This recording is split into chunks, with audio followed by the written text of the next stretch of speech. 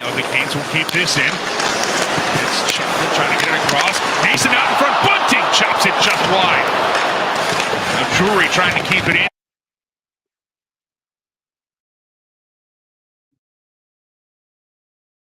Shot there by Burns was ready. Blocked to the sideboards. Out in front. The score! Jack Drury with a fantastic setup. And Steph Mason buries it. 1-0 Carolina. 1:07 to go, and the advantage with Svechnikov in the box. Here comes Kucherov trying to pick his way in. Kucherov back in the middle for point. Stamkos scores! Steven Stamkos makes it 4 straight games with a goal. Power play goal number 199. Now it's Eagle cross ice, and they'll score on the power play again. As Nikita Kucherov gets to the spot, and it's 2-1 Tampa. Wins the draw, back for Hedman. Send it out in front, and they'll score. Braden Point on the power play. 5 seconds in, and they'll still have 2 minutes left of a double minor, and Tampa's erupted for 3 power play goals here in less than 6 minutes in the second period. Left in the second period. It's a four-ball power play. Bunting steps into one, and he scores! On the power play, Michael Bunting, and the Canes cut into the lead. It's 3-2. Now Point with it. He lets it go on the hat trick for Braden Point. On the power play, drags it far side, and it's 8-2 Tampa.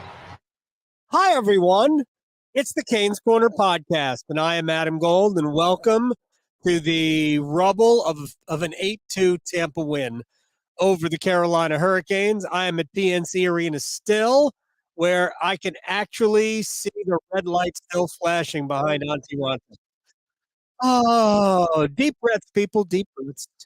We're brought to you by the Aluminum Company of North Carolina. If you are looking to improve the exterior of your home, you can find no better outfit than the Aluminum Company of North Carolina on Hamlin Road in Durham. No place like it. Sammy Hanner's crew do a great job. The best thing they do is customer service. So if you're not in Adelaide, Australia, or Perth, or Alaska, or Dublin, hey, Paul, then I suggest the Aluminum Company of North Carolina. So, all right, we got a lot of things to, by the way, aluminumcompany.com.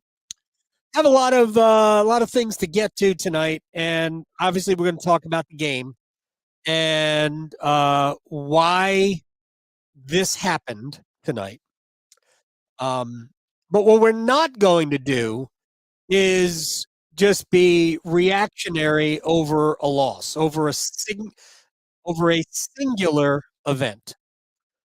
First thing I'm going to tell you is, you might not want to believe this, but for 40 minutes, Carolina was really good.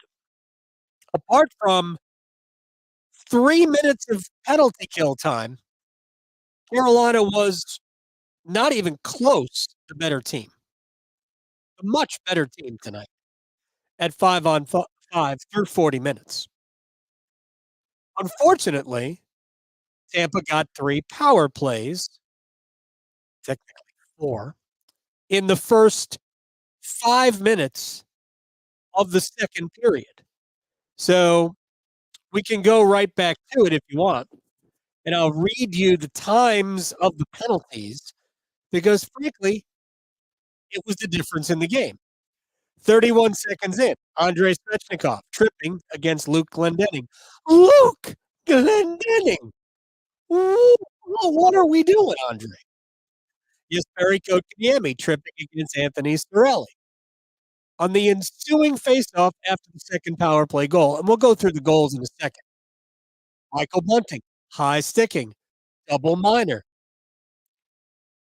So from 31 seconds to 5:48, the Hurricanes committed what amounted to 4, or guaranteed Tampa 4 power plays in a 5-minute and 17-second span of the second period. That is your ball game. Now, the Andrei penalty, the first one, yes, it's second effort, but it's also second effort without any chance that that second effort is going to lead to anything good. So to me, it's an excuse that we give Andrei a pass, and it is what it is. But Andrei has to know better. Here's what I'm pretty confident of: that A, he understands that, and B, he was helped to understand that by the head coach and by his teammates. Because Andrei's on the ice. He's not standing, he's not on his skates. He's down on the ice when he is swiping at the puck and knocking over Luke or tripping Luke Glendening. Even if you get the puck, you're not doing anything with it. So what's the point? So Andrei's got to learn how to fight another battle. And frankly, I thought his game kind of changed after that, but who knows? It could be just my perception. I didn't think that line was all that hot tonight. It's the seventh straight game that Andrei has committed a penalty. So many of those are in the offensive zone. So many of those are stick penalties. And in 11 games this year, Andrei has gone to the penalty box 9 times. I'd be okay with that if they were 9 roughing penalties, but they're not. I'd also be okay with that if Andrei was scoring some goals. That doesn't mean that he hasn't played well for the most part, but and he made a play for Michael Bunting's goal on the power play that made it 3-2, but he has just been kind of okay. Was he good against Philadelphia the other night where Carolina lost? I guess that was the first game of this homestand. Yeah, he was good against Philly. It wasn't amazing, but he was good. And he was good against Pittsburgh, and he was good against Edmonton, but he's not been great, and he has no goals in 11 games. And I think that the frustration is getting to him, but first of all, I give him a ton of credit for standing up and answering questions about it in the locker room after the game. Jordan Staal was there because he's the captain; he should be there. But I agree. I think it's a good thing that Andrei stood up for himself in the wake of an 8-2 loss, especially since to me that's the turning point in the game. It's not a turning point if Carolina kills off the power play, but they didn't, and therein lies the problem. Carolina had the first good scoring chance on that power play. Jordan Staal came in 2-on-1 with Seth Jarvis, and I forget who the defenseman was back, but took away the pass, left Andrei Vasilevsky alone with Jordan Staal. Staal couldn't beat him. It goes the other way, and it wasn't immediate. And frankly, it was a little bit kind of helter-skelter, but the kid Kucherov had enough room and time to find Braden Point, who bumpered it over to Stamkos for the one-timer. And from the Stamkos spot, as you heard the Tampa play-by-play guy, 199th power play goal in his career. So the question came up, why is Tampa's power play so good? Well, Stamkos is going to the Hall of Fame. Kucherov is going to the Hall of Fame. Point is on a trajectory for the Hall of Fame. Victor Hedman is going into the Hall of Fame. I mean, that's why the power play is so good. It was be like asking why is Edmonton's power play so good? Why is Boston's power play so good? Why is the Rangers' power play? I mean, you've got either guys who are absolute Hall of Famers or guys who are on a trajectory potentially to get there. So, but that's just, I think that if we blame special teams for tonight, we would sort of be missing the bigger picture here. And I want to spend some time talking about the bigger picture here, and we'll get to all of that. through 2 periods, Carolina was the better team, 5-on-5. Tampa had 15 total shots at 5-on-5. Shot attempts at 5-on-5, 40 minutes. Carolina was playing a beautiful. It was a defensive masterpiece. It wasn't great offensively. Carolina clearly had the better scoring chances than Tampa did at 5-on-5. Tampa's only shot on goal in the first period was an aerial flip from beyond the red line, beyond the center ice stripe, that happened to be on net. That was their only shot on goal in the first period. Carolina didn't have a ton of great scoring chances, but they had a few. Played one of them for you at the very beginning. The first highlight in the montage was a Nathan shot pass to Bunting right at the top of the crease, and he just deflected it either over the crossbar or just wide of the net. I mean, probably should have been 1-0 there, but that line did get the goal. And honestly, the fourth line, the Drury line, was probably Carolina's best line tonight. And it should be a productive line. If Jack is doing his job and the wingers are doing theirs, that line should score because they should get favorable matchups. They should get, obviously, other fourth lines. They should get third pair defensemen. So that line should score. And honestly, the Kokaniemi, Necas, Svechnikov line on home ice, that line should dominate games. Dominate games. And at times it looks really good, and at times it was non-existent.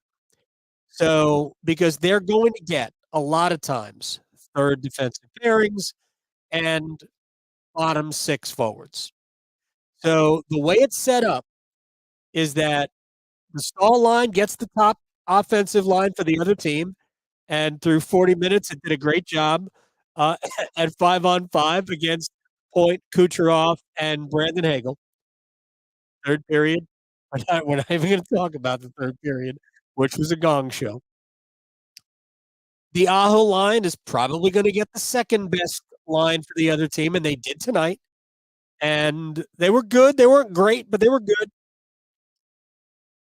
And it's those other two lines that are going to have to produce. And they should give Carolina the advantage, especially at home when the matchups favor them. But the Drury line did its job tonight. I don't think the Kokaniemi, Necas, Svechnikov line did. So that's part of the issue. The other part of the issue is Carolina's power play was bad. I know they scored a power play goal. I thought their power play was bad against Edmonton. My opinion, and I said it Wednesday night, was I thought the power play against Edmonton kind of sucked the life out of the game. It gave Edmonton the opening.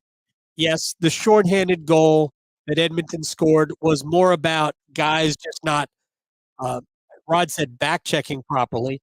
I just felt like they played it like they were playing 5-on-5. They just retreated. Like, come on. You can be aggressive. Ultimately, all Edmonton wanted to do there was get the puck out of the zone. But by retreating, you invited Edmonton to come in. So that was the mistake there. And tonight, their power play had plenty of opportunities. I mean, Carolina got 6 power plays. If you score a couple of power play goals, especially if you get the second one, after Bunting made it 3-2, I mean, the chance is there for you. And they couldn't take advantage of it. They got a late power play in the second period when Tanner Jeannot did something dumb. It was Austin Watson. No, Austin Watson committed the first power play, first penalty that Bunting converted. That was actually Carolina's second power play. And I think it was Tanner Jeannot late in the period got another one, and Carolina just couldn't connect. I'll get to another topic that we're going to get to in a minute. But they go into the third period 3-2, and if you simply continue to play the way you have been playing 5-on-5, you have a good opportunity to drag this game into overtime, and then Carolina's been great in overtime. But they didn't sustain it. and it really unraveled, and it unraveled pretty quickly. The Brandon Hagel goal that made it 4-2, transition opportunity, and I know there are a lot of people blaming Jordan Staal, and I mean, I'm not going to say that he played it great. I think Jordan overplayed the play. It's a 2-on-1. It's not really a 2-on-1 because Brady Shea is back. And Brett Pesce is not too far behind the play. He was caught up ice a little bit. But Stahl is back. And it's Point on the left and Hagel on the right. And Hagel reads the play well. Stahl overplays it just a little bit. And Hagel kind of stops. So it's not a diagonal forward. It's almost a pass back to Hagel, who actually had to reach back for the puck, but got it. And he just whistled the wrist shot right past Antti Ranta, made it 4-2. From then, I thought the Hurricanes, I thought just the wind came out. They were just toast at that point. They really played, I mean, an incredible first period. They led 1-0. Power plays sunk them in the second period, but it was still just 3-2. And then the first real opportunity Tampa had, it's 4-2. And then it was just an onslaught. Then it was Glendening on a wraparound, which was not the greatest wraparound in the world, and maybe Ronta needs to be more solid there because it looked like it went off the inside of his left arm. I guess since Glendening was coming out to the goal, the right side of the goal, it went off the inside of the left pad and in. And then it was Point, Kucherov, Point. It was just a complete gong show after that. And look, Tampa's got elite talent. When they get rolling, it's going to be hard to stop them. And obviously, at that point in the third period, the Stahl line wasn't doing much of anything good. But again, I think this was more about just running out of gas and honestly just opening up. And at that point, they were cooked. As I said in the aftermath, not only them, Antti Ranta appeared shell-shocked. Should Rod Brindamore have pulled him after the fifth goal, after the Glendening goal? Yeah, I mean, he could have.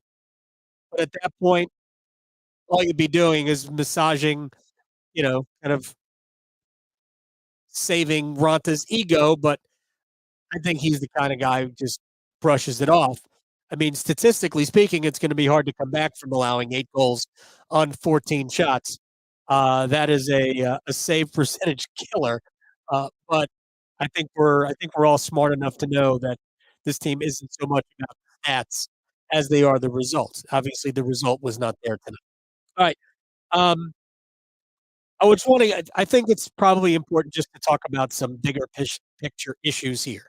First of all, what really ails Carolina, I think, on the power play more than anything else. And I think, again, at 5-on-5, kick out the third period, Carolina was fine 5-on-5. The power play, for me, and I said this Wednesday, needs a dose of 5-on-5 approach. Because I think that almost all of their issues with the man advantage, and this is even when they were winning and even at times when they were scoring, all of their problems on the man advantage for me come with passes that are too fancy, too soft, too telegraphed. And at least for right now, what I think would serve them well is getting the puck in, going to get it, because you have the extra guy, and working from there. Because if you don't outwork the penalty kill, you're not going to get the puck.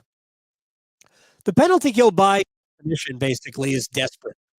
They are trying. They are doing look at the way Carolina kills penalties. Obviously, it wasn't great tonight. But look at how they kill penalties. They outwork you. So it's the job of the power play to outwork the penalty kill. So it's not a time to take a rest it's actually the time to work harder and make it pay off. And Carolina did a poor job of that and has done a poor job of that for a while. Again, too fancy with passes, too many drop passes, too many spinning passes, too many light passes across the middle of the ice. And they just lose the puck. I don't think their problem really is zone entries like it has been. I think they have been better with zone entries. Maybe the last couple have not been good. Last couple of games have not been good that way, but I don't think the zone entries is really their problem. When I watch it, I see just a lot of passes that just don't have enough on it, and they're telegraphed. I've been saying this now, I don't know for how many years. I mean, I would like to see the lefties and the righties flip. I mean, look, I'm not the expert here. I could be wrong. But Tampa's power play has the righty, Stamkos on the left, the lefty, Kucherov on the right, and they both scored one-timer goals tonight. And shoulder shrug emoji right there. All right, now to something I put on Twitter during the game. My fault for putting something on Twitter about Tony DeAngelo. A lot of people have wondered. Some have even called it coaching malpractice. I'll laugh. Why Rod plays Tony DeAngelo. Actually said it, kind of hinted at it to me before the game tonight because I asked him about Jalen Chatfield, who was excellent in the win over Edmonton. And I asked him about Chatfield, blah, blah, blah.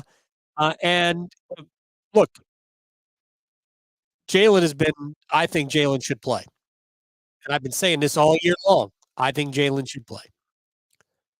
But Rod mentioned that Tony brings something to the team that they need. And Tony is Carolina's best power play defenseman. Doesn't mean he's always been good. And frankly, at times, especially lately, Tony hasn't been good on the power play. Not just at 5-on-5, he hasn't been good on the power play just over the last couple of games.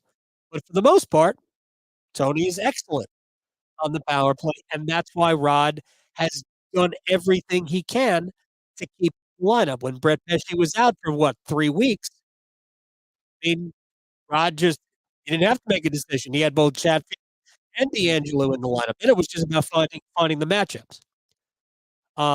And yes, Tony would not have helped any of the power plays tonight. I mean, shouldn't say that definitively, but the first power play, the one I was talking about, he probably can't help that power play, but that particular one. But the whole point is this is why Rod wants Tony to play, because DeAngelo brings something offensively that really no other Hurricane defenseman, as good as they are offensively, that no other defenseman has. He's the best at walking the line power play. He's the best passer by 115 billion miles among all of their defensemen. In the game against Philly where they lost here, he made one of the best passes I have ever seen by any defenseman. Michael Bunting just didn't score the goal. But these are the reasons why Rod wants Tony to play. Now, after saying that, it became that wouldn't help, blah, blah, blah. Tony sucks on defense. Yeah, Tony's not a great defensive defenseman. I never said he was. I never said that he would have power play. I simply said this is why Rod wants Tony to play. And I have been saying since Jump Street, as much as I like Tony, I'm team Tony DeAngelo. But if you've listened for 5 seconds to anything that I've said either on the radio or here, I have been very consistent. I think Jalen Chatfield should play ahead of him. Saying it all year. Chatfield is better for Dmitry Orlov than Tony DeAngelo is better for Dmitry Orlov. That's what it's about for me. I'll live with a power play that isn't as dangerous if I'm better 5-on-5 defensively. I'll live with that. I think it's one of the most overrated things in the sport, even though it was the difference tonight, right? I think your power play doesn't have to be great. I think you have to be great on the penalty kill. I think you have to be great defensively at 5-on-5. Carolina will figure out a way to score goals. They scored plenty of goals last year without Tony DeAngelo. Power play was trash. Power play was better the year before with Tony on it. So this is why Rod wants Tony to play, is because of what he brings to the table offensively, specifically on the power play. But again, I wouldn't play him right now. I'd be playing Chatfield. I also think that Tony is an easy target for people who either don't like him or know he's not good defensively, and they see goals scored and don't realize that, you know what, it was probably Dmitry Orlov's fault anyway, because Orlov has been just okay. That's it, just okay. In the game against Philly, when DeAngelo was blamed, actually, we'll just go to Pittsburgh. When DeAngelo was blamed for the first Crosby goal, it was Orlov's giveaway. It was Orlov's giveaway, not DeAngelo's fault. It's kind of an unlucky bounce that the puck ended up all the way to Crosby. Either way, DeAngelo should have been there, but it was Orlov's giveaway. So my whole point has always been about this is that Chatfield can cover for Orlov when DeAngelo can't. It's just that simple for me. So there goes. We're done talking about Tony DeAngelo. Now just close with this. The goaltending tonight wasn't the problem at all. I know they gave up 8 goals on 14 shots. It's very simple to look at the game and go, oh, my, Carolina needs better goaltending. I'm not saying they don't, but it ain't why they lost tonight. Does Carolina need better goaltending? Yes, they do. I said it, I don't know how many games ago. Somebody asked me what's the problem, and I said goaltending. And I think ultimately for this team, goaltending may be a problem. They might have to address that. It would be great if Anderson could come back sooner rather than later, but obviously we have the health issue. It would be great if Kochetkov could simply regain the form that he had last November through just about to Christmas. But we haven't seen that on a consistent basis yet. Ronta has been, for the most part, good. He doesn't have to be great. He didn't have to do anything for two periods, really, at 5-on-5. He couldn't do anything with the 2 power play goals. If you want to say, well, you got to have one of them, either the Kucherov or the Stamkos shot, okay.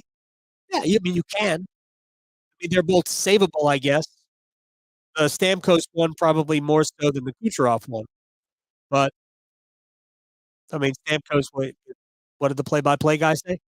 199 career power play goals. You think, 180 of them are from the left faceoff circle? I do. So, I'm not blaming Ronta for this. I'm not really honestly, if you're gonna say, why did Carolina lose tonight? It was the first 6 minutes of the second period. Dominated game, silly penalty by Andrei, right? Stamkos scores a minute 3 in. Second penalty is Jesperi Kotkaniemi. Loses an edge, goes down. Anthony Cirelli's chasing a puck, and Kotkaniemi kind of slides into him, or is sliding and in Cirelli's path. Who could he have avoided Kotkaniemi? Probably. Is he obligated to? No. Could they have called it a dive on Cirelli? Maybe. But Kotkaniemi tripped him. So You can't say that's a bad call. The bunting call is it's a tussle. It's unfortunate, but you have to be responsible for your stick. 4 minutes and 5 seconds in, 6 seconds in, whatever it is. Officially, it was 6 seconds into the power play. It's 3-1. And Carolina at that point was reeling. Um, they got it to 3-2, but just couldn't get the next one. Feel like if they could have gotten the next one, the third period might have been different, but it wasn't. So there you go. All right. Let me just kind of breeze through some comments here. I appreciate all of you people hanging out, and haven't said hi to everybody. We haven't said hi to our guy in Adelaide, our friend in Perth, Paul in Dublin, not Ohio, Dublin, Ireland, and we have like Alaska. We're everybody. We're everywhere. As a matter of fact, I know there are people listening in Finland. So hold on. Sebastian Ahdossa, moi. Kuuntelet tällä hetkellä Games Corner podcastia. Sebastian Aho to our Finnish friend. James, still don't have anybody willing to go to bat for their teammate. Bunting got abused all night by the Lightning. I mean, what does that prove? I understand what you're saying. It's not why they lost. It's not why they lost, but I get it. You want, especially when you're losing by a big number, you want to fight because great. So, what happens? Let's pick somebody.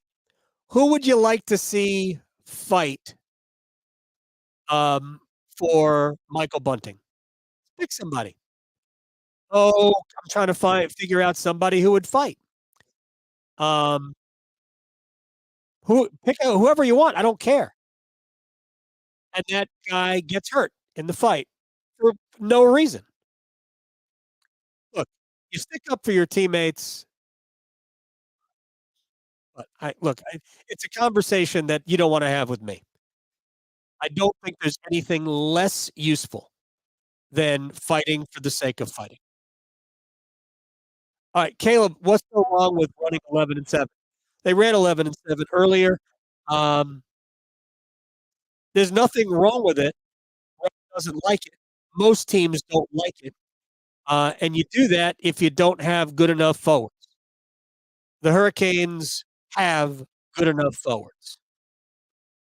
And it's no good to just play power play time if you're D'Angelo. It's like 11-7 is a good last resort. When the Hurricanes were shorthanded with forwards, hey, we have 7 defensemen. Let's just play them, and we'll go from there. They opened the season playing 11-7. So there's nothing necessarily wrong with it. It's just it's not the way they want to play. They tried it earlier in the season. Yeah, Will says that Nason can throw him. Yeah, what happens if Nason throws a punch and he breaks his hand? Come on. Like it's just silly. It's just silly. Fighting to fight makes no sense to me. Let's see what else.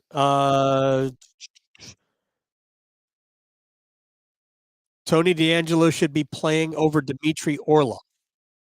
I mean, I understand the argument. I don't necessarily agree with it, but I mean, I'm not saying it'll never happen, but I don't think it's $7.75 million a year tells you that it's not going to happen. As it was pointed out on Twitter, there's a reason they're trying to trade DeAngelo. Yeah, there is a reason they're trying to trade DeAngelo. Tony has not played well. He is not. Again, I'm Team Tony. Remember this. And I have been advocating that Jalen Chatfield should play. Part of it is Tony hasn't played to the best of his ability. All I'm saying is Rod wants to play him because he knows what Tony can bring to the power play. Look, there's not the solution to what happened tonight is really the cause of what happened tonight. It all started, the whole game unraveled when Andrei took the penalty. That's the solution. Don't commit silly penalties. And it's time. It's time for Andrei to know better. It's well beyond time for Andrei to know better. He's in the second year of his long-term contract. This ain't the first. This is what is this, year 5 for Svechnikov? Year 6. This is year 6 for Svechnikov. Got to be better. Just has to be. We're brought to you by the Aluminum Company of North Carolina. If it's for the exterior of your home, you can find it at the Aluminum Company of North Carolina. On Hamlin Road in Durham, there's no place like it. Sammy Hanna's crew do a great job. You should check them out if you want to improve the exterior of your home. Windows, siding, roofing, entry doors, storm doors, gutter helmets. If you don't know what a gutter helmet is, you should find out about it. Did I forget anything? I didn't forget anything. I hope everybody had a wonderful Thanksgiving. If you were in Australia, I don't think you celebrate Thanksgiving, but we ate turkey for you. We can just call it kangaroo. Is kangaroo good? I don't know. We'll talk to everybody Sunday after the Canes and the Blue Jackets. Bet we'll see Pyotr Kochetkov in that one. Makes sense, right? Auntie might need a couple of days. He might need a massage.